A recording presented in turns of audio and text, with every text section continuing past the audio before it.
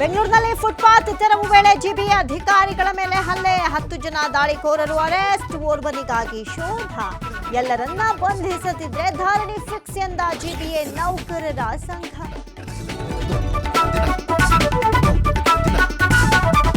ನೂತನ ಸಚಿವರ ಪದಗ್ರಹಣ ಕಾರ್ಯಕ್ರಮ ಮುಂದೂಡಿಕೆ, ಅಧಿಕೃತ ಮಾಹಿತಿ ಲೋಕಭವನ ತಲುಪಿದ್ದಕ್ಕೆ ಪೋಸ್ಟ್ ಫೋನ್. ನಾಳೆ ನೂತನ ಸಚಿವರ ಹೆಸರು ಘೋಷಣೆ ಸಾಧ್ಯತೆ.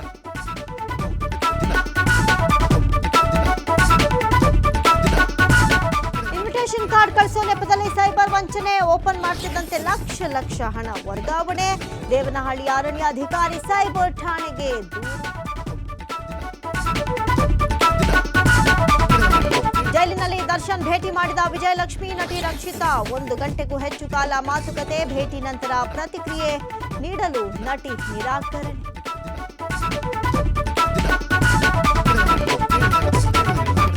ದೆಹಲಿಯಲ್ಲಿ ಮತ್ತಷ್ಟು ಹೆಚ್ಚಾಯಿತು ನೀಟ್ ಅಕ್ರಮದ ಕಿಚ್ಚು. ಲಾಠಿ ಚಾರ್ಜ್ ಖಂಡಿಸಿ ವಿಪಕ್ಷಗಳ ಪ್ರತಿಭಟನೆ.